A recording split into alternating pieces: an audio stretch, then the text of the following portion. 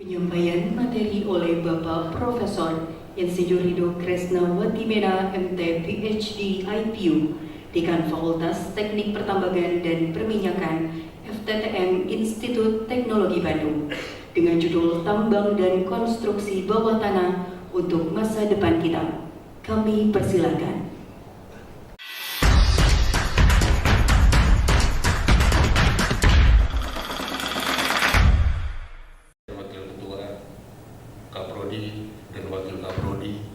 Para undangan, para guru besar, para orang tua, dan yang berbahagia para wisudawan sekalian. Assalamualaikum warahmatullahi wabarakatuh. Suatu kesempatan yang sangat berharga bagi kami untuk bisa berbagi, khususnya dengan para wisudawan, mengenai tambang bawah tanah maupun konstruksi bawah tanah. Berikutnya. Mohon maaf karena saya tidak memegang pointernya, jadi mungkin ibu bapak agak terganggu dengan next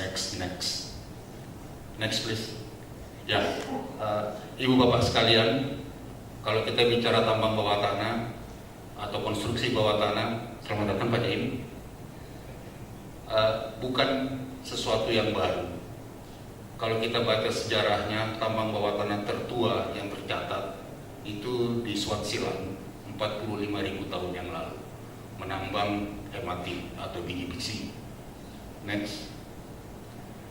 Ada terowongan bawah tanah di Turki 5.000 tahun yang lalu yang dipergunakan untuk keperluan perang.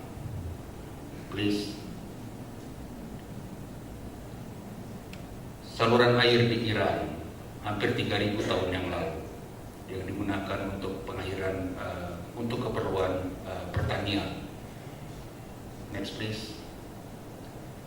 Jalan Via Flamina, kalau nanti berkesempatan ke Italia, cobalah lewat jalan ini. Jalan ini dibangun tahun 76, 0076, bukan 1976, tetapi 0076, dan sampai sekarang masih dipergunakan. Berikutnya. Ini contoh juga tambang-tambang bawah tanah awal. Kita bisa lihat di sini, ini saya ambil contohnya mengenai tambang batu bara bawah tanah. Kita bisa lihat di sini bagaimana para pekerja di tambang bawah tanah batu bara bekerja sekian ratus tahun yang lalu, baik di Inggris, di Australia maupun di negara Eropa yang lain.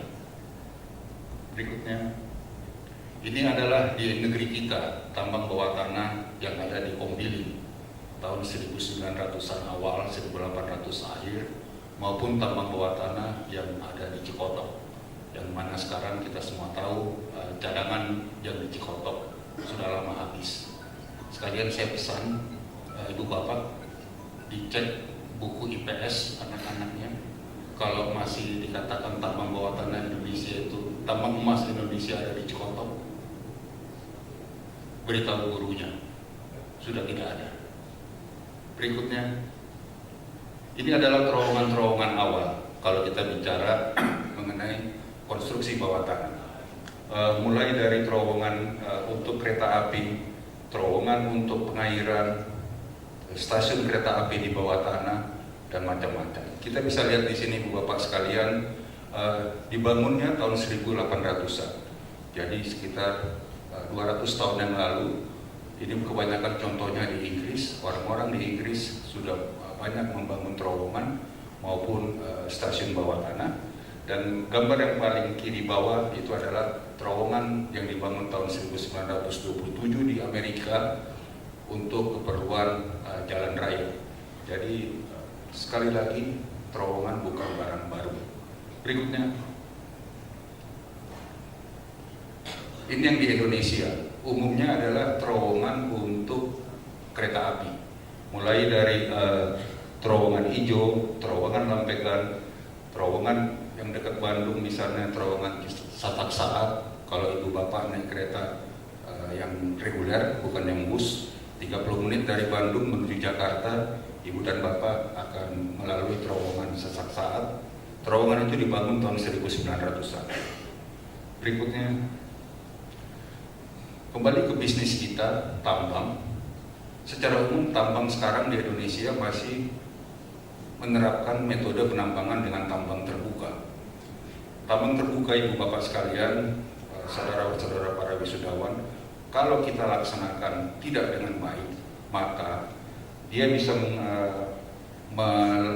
mengakibatkan perubahan struktur bentang alam, bisa menyebabkan gangguan keseimbangan di permukaan, bisa penurunan produktivitas tanah, erosi, longsoran, terganggunya flora fauna, terganggunya kesehatan masyarakat, perubahan iklim, peningkatan polusi, dan ini semua terlihat oleh mata, khususnya oleh masyarakat sekitar, sehingga terjadilah apa yang tidak kita harapkan pada beberapa foto yang ada di sebelah kiri.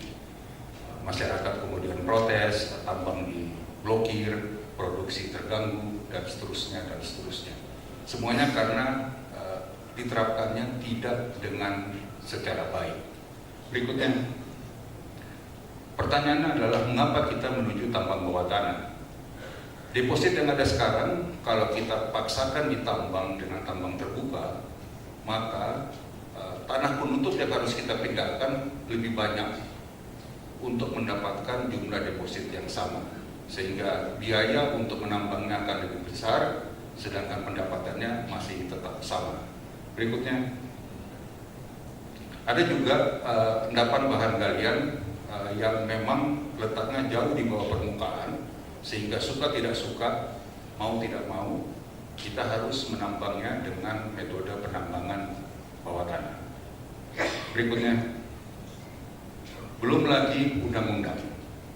Sebagai contoh, Undang-Undang 41 tahun 99, juga Undang-Undang 19 tahun 2004, di situ dikatakan bahwa di kawasan hutan tidak boleh ada kegiatan di luar kegiatan kehutanan kecuali pada hutan produksi dan hutan lindung. Artinya tambang boleh di hutan produksi dan di hutan lindung. Tetapi di hutan lindung kita hanya boleh melakukan metode penambangan bawah tanah. Jadi tidak boleh ada tambang terbuka di hutan lindung. Meskipun kemudian ada Kepres yang memberikan izin kepada 13 perusahaan tambang dan sampai saat ini belum bertambah. Hanya ada 13 perusahaan tambang yang secara khusus diberikan izin untuk melakukan penambangan terbuka di hutan lindung. Jadi hanya ada 13. Berikutnya, ini ada studi yang menarik teman-teman wisudawan yang dilakukan oleh Dirjen Planologi, Kehutanan dan Tata Lingkungan dari Kementerian Lingkungan Hidup dan Kehutanan. Mereka melakukan survei di 8 provinsi, dan apa yang ditemukan adalah banyak IUP, izin usaha pertambangan, baik yang tahap eksplorasi maupun tahap produksi yang berada di kawasan hutan lindung. Artinya, semuanya harus menuju tambang bawah tanah. Karena undang-undang mengatakan semua IUP ini kalau akan terus ke pertambangan, menambang, mereka harus melakukan metode penambangan bawah tanah. Sehingga mungkin ini menjadi salah satu potensi untuk para wisudawan geologi tambang dari STTMI untuk berpartisipasi dalam kegiatan penambangan bawah tanah.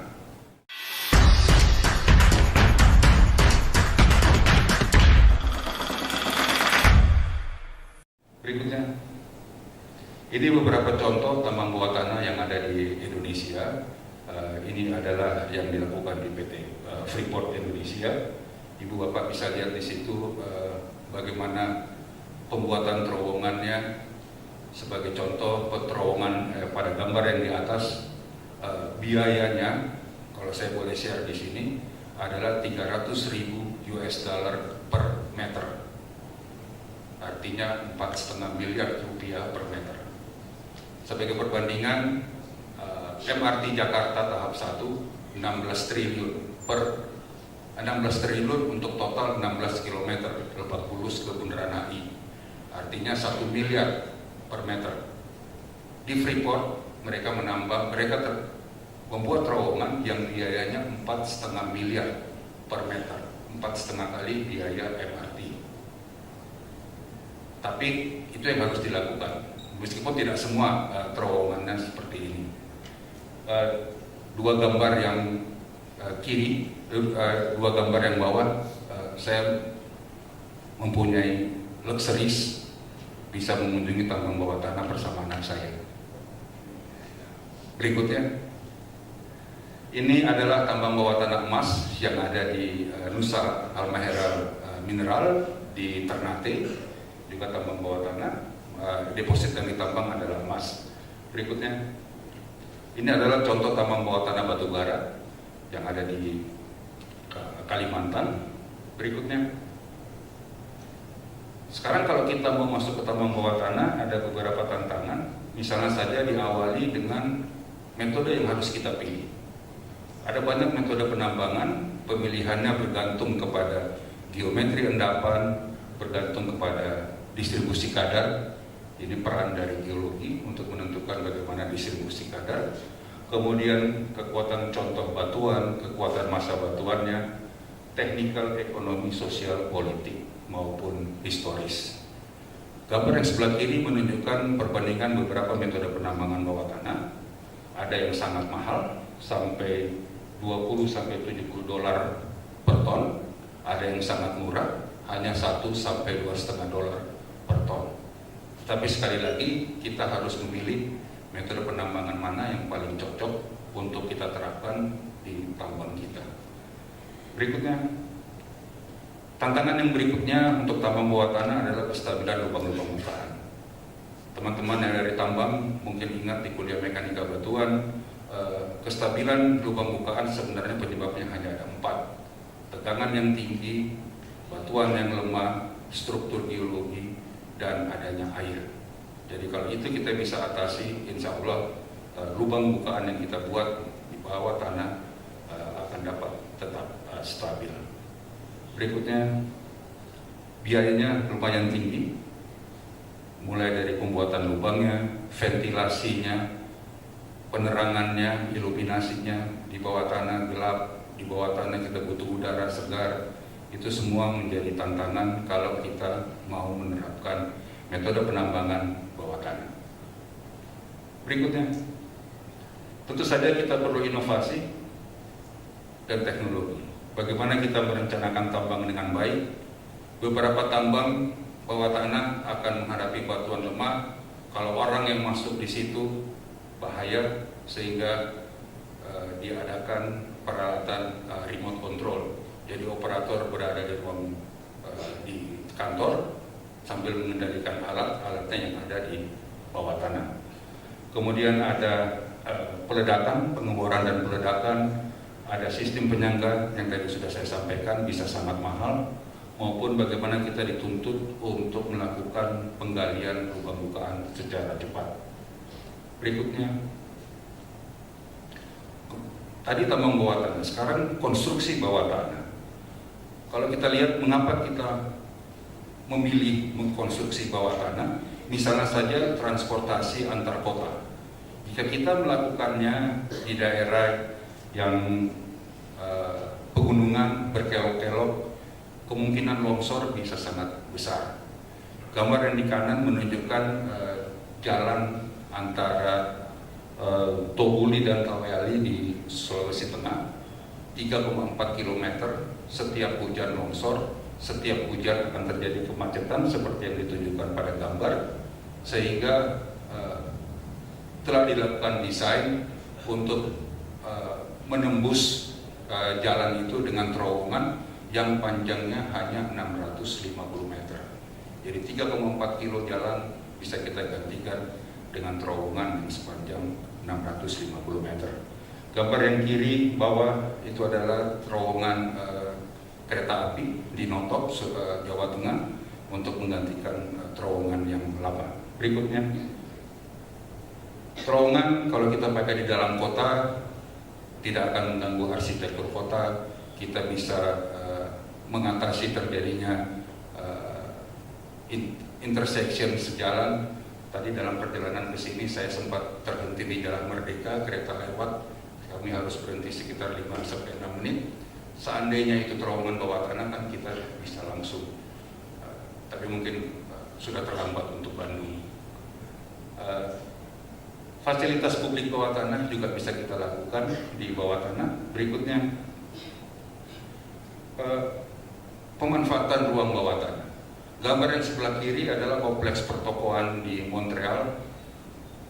Di situ ada terowongan-terowongan yang menghubungkan 1.700 toko, 200 restoran, ada universitas, ada stasiun bawah tanah, dan lain-lain. Jadi kita bisa memanfaatkan ruang bawah tanah. Gambar yang kanan adalah studi yang dilakukan oleh Singapura. Mereka membandingkan bagaimana pemanfaatan ruang bawah tanah di Singapura dibandingkan dengan kota-kota lain. Kita bisa lihat Jepang, Singapura, Helsinki itu sudah banyak sekali memanfaatkan ruang bawah tanahnya untuk keperluan publik. Berikutnya, PLTA, neraca energi dari ESDM mengatakan bahwa pembangkit listrik nanti mayoritas akan ada dari PLTA. Kalau kita bisa menerapkan konstruksi bawah tanah di PLTA, misalnya untuk terowongan pengalir air, untuk rumah pembangkit, maka konstruksi total bisa semakin cepat karena sambil bangun bendungannya, kita bisa sambil membangun terowongan maupun rumah pembangkitnya secara paralel. Berikutnya, ini contoh konstruksi bawah tanah yang sudah berjalan, kereta cepat Bandung-Jakarta. Terowongannya ada 13, yang terpanjang itu 4 km. Beberapa digali dengan alat mekanis, beberapa satu atau dua terpaksa digali dengan pemboran dan peledakan. Berikutnya, MRT Jakarta.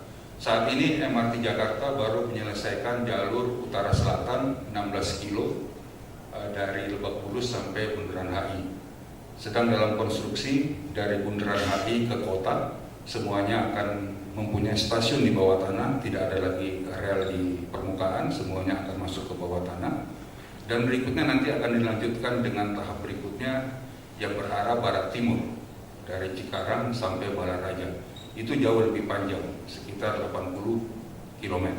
Jadi kembali lagi, akan banyak terowongan bawah tanah, akan banyak stasiun bawah tanah yang akan dibangun, sehingga mudah-mudahan para wisudawan hari ini dari geologi dan pertambangan bisa berpartisipasi.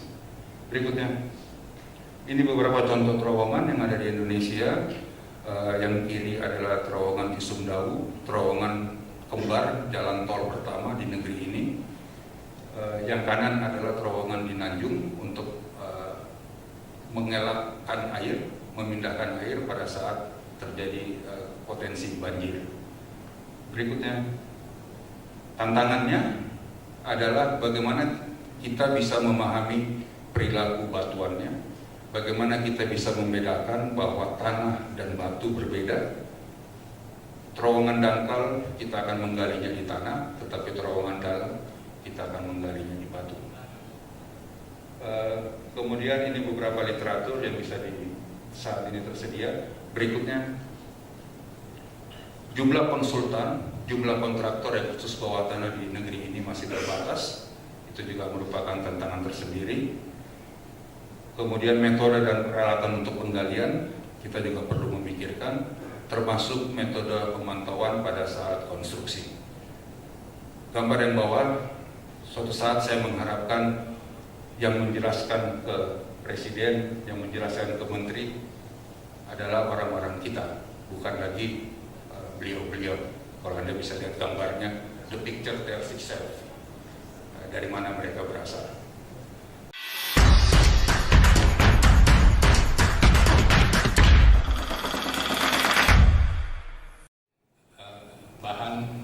Bahan bakar untuk mobil dan listrik.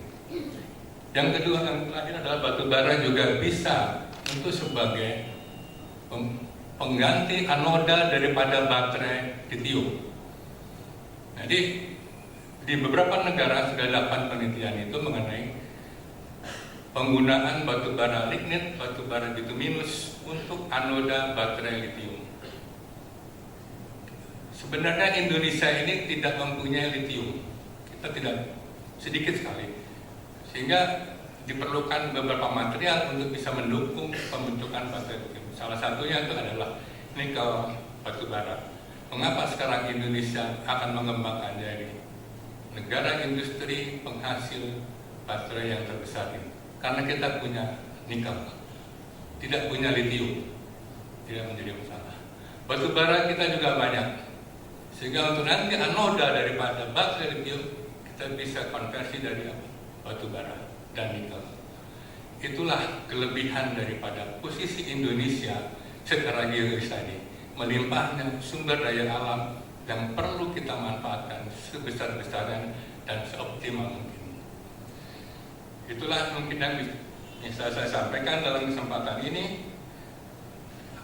Akhirnya saya mendoakan agar seluruh pimpinan dan pengurus serta segenap sivitas akademika Sekolah Tinggi Teknologi Indonesia tetap sehat, semangat, dan istiqomah dalam mengemban amanah.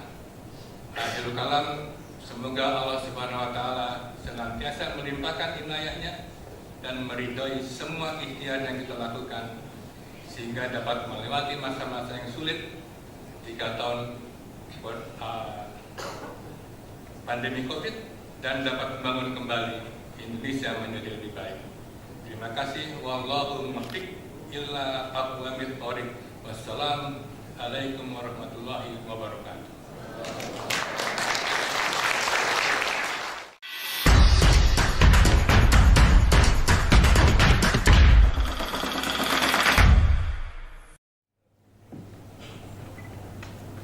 Pak, silakan.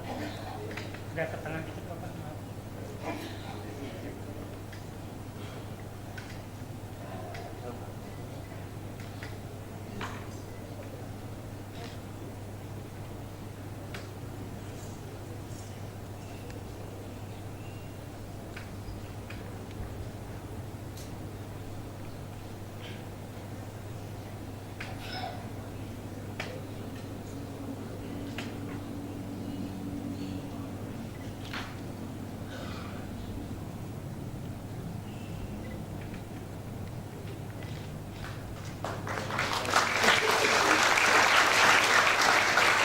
Terima kasih kepada Profesor Insinyur Kresna Watimena MT PhD IPU yang telah berkenan menyampaikan orasi ilmiah.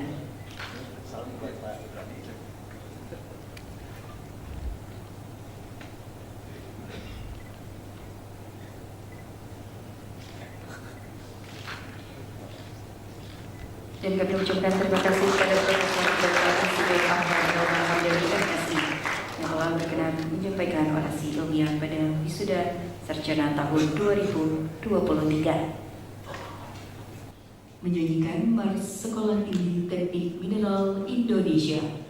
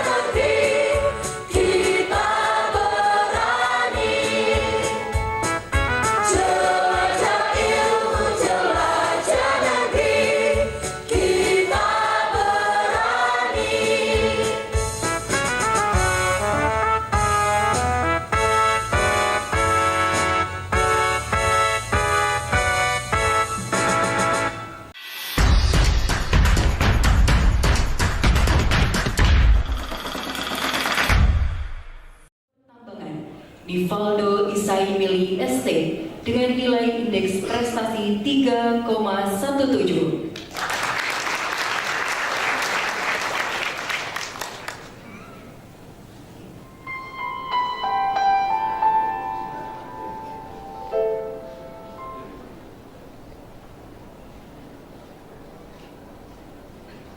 Bismillahirrahmanirrahim. Assalamualaikum warahmatullahi wabarakatuh.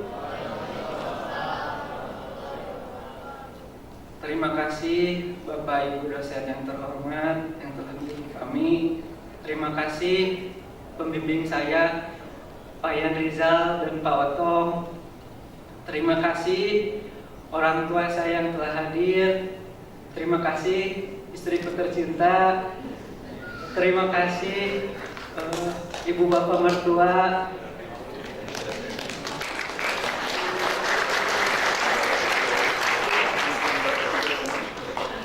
Alhamdulillah, sebenarnya beban saya di sini terpilih. Terima kasih. Sebenarnya saya punya dosen idola, 3 dosen idola di sini. Saya mengikuti pola pikirnya sebagai geologis. Yang pertama Pak Mirzam yang tidak bisa hadir hari ini. Lalu Pak Yan Rizal dan juga Pak Nur Hamid. Terima kasih sudah menjadi panutan bagi saya sebagai geologis. Terima kasih juga Bu Desi dan Ahmad yang sudah direpotkan oleh kita semua. Terima kasih juga teman-teman seperjuangan semuanya. Tidak ada senioritas di antara kita. Kita di bawah naungan satu alma mater STMI untuk membangun semangat pagi hari ini. Jika saya berkata STMI, tolong jawab Jaya Jaya Jaya. STMI. STMI. Terima kasih. Assalamualaikum warahmatullahi wabarakatuh.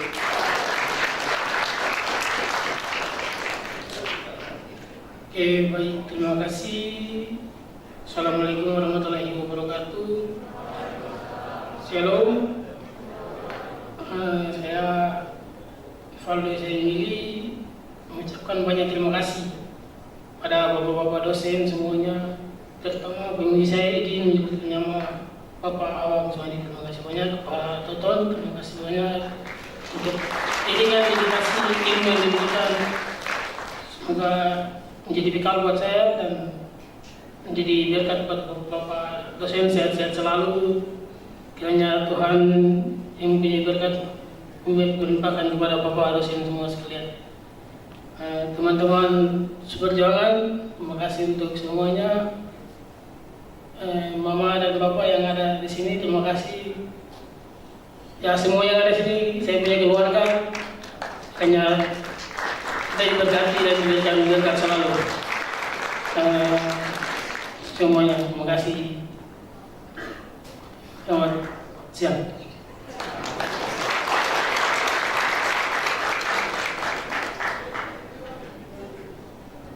Kami persilakan untuk wisudawan terbaik untuk menerima penghargaan.